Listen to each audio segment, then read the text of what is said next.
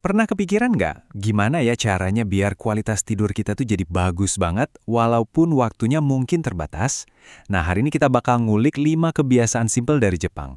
Ini bukan soal berapa jam kita tidur, tapi soal seberapa pules sih istirahat kita biar pemulihannya maksimal. Pasti pernah kan ngerasain ini? Udah tidur 8 jam, pas bangun kok rasanya masih capek. Kayak nggak tidur sama sekali. Kalau kamu ngerasa gitu, tenang, kamu nggak sendirian kok. Nah, disinilah kuncinya. Orang-orang di Jepang tuh punya pandangan yang beda soal tidur. Buat mereka yang penting itu bukan lamanya, tapi justru kualitas istirahatnya. Serius deh, 6 jam tidur yang nyenyak itu jauh lebih bagus daripada 8 jam tidur yang isinya cuma bolak-balik nggak karuan. Oke, terus gimana cara nerapin filosofi ini di kehidupan kita sehari-hari?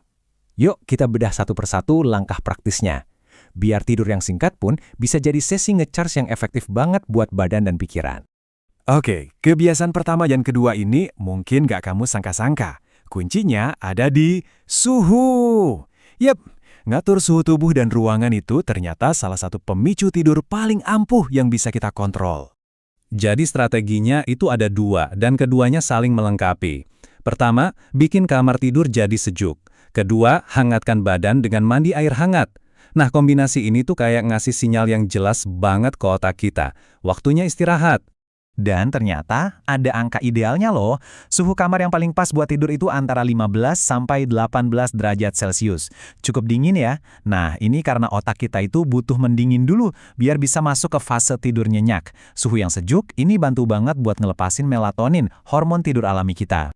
Sekarang kita masuk ke bagian yang enaknya nih, mandi air hangat atau yang di Jepang disebut ofuro. Coba bayangin deh, berendam di air hangat sekitar 40 derajat Celcius. Ini bukan cuma soal bersih-bersih ya, tapi udah kayak ritual buat ngelepasin semua ketegangan otot dan bikin pikiran rileks setelah seharian beraktivitas.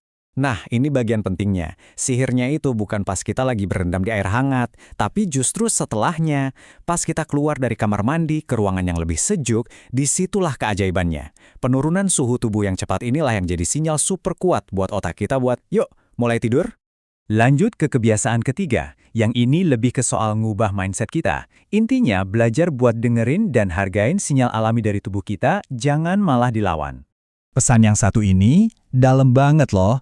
Seringnya kan, kita kalau capek langsung dilawan pakai kopi, atau malah ngerasa bersalah. Gimana kalau kita coba ubah cara pandangnya? Anggap aja rasa capek itu pesan dari tubuh kita yang bilang, oke, kerja bagus hari ini, sekarang waktunya servis ya. Nah, nerima sinyal ini tuh langkah pertama buat bisa benar-benar rileks. Dan sebagai bukti nyata dari menghargai sinyal tubuh itu ada kebiasaan keempat, inemuri. Ini tuh praktek tidur siang singkat yang justru dihargai banget di Jepang. Jadi ini bukan tanda males ya, tapi strategi pinter buat ngecharge energi lagi di tengah-tengah kesibukan.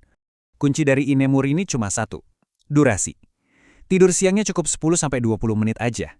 Ini udah cukup banget buat bikin otak seger lagi dan fokus kembali, tanpa bikin kita masuk ke tidur yang terlalu dalam.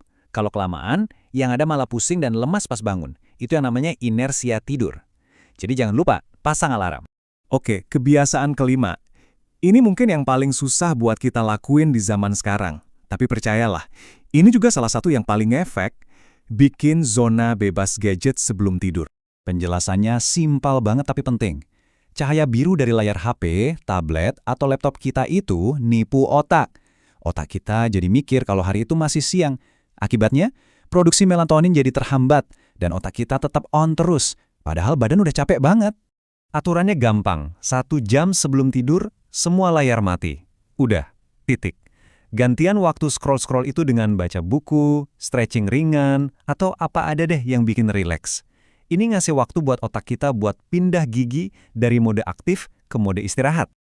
Oke, kita udah bahas beberapa strategi penting ya, dari soal suhu sampai kebiasaan digital. Sekarang, yuk kita rangkum semuanya jadi 5 kebiasaan inti yang bisa kamu jadiin semacam checklist harian buat tidur yang lebih berkualitas. Nah, ini dia, checklist pemulihan kamu. Pertama, bikin kamar jadi sejuk buat mancing melatonin. Kedua, mandi air hangat biar rileks total. Ketiga, hargai rasa capek. Itu tandanya butuh istirahat. Keempat, coba kali inemuri buat nambah energi pas siang. Dan kelima, stop main gadget 1 jam sebelum tidur, biar pikiran tenang. Kalau kamu coba terapin kebiasaan-kebiasaan ini, tidur yang sebentar pun bisa jadi sesi pemulihan yang powerful banget. Jadi pertanyaannya sekarang bukan lagi berapa jam kamu tidur, tapi seberapa berkualitas tidurmu. Nah, kira-kira mana nih yang mau kamu coba duluan malam ini?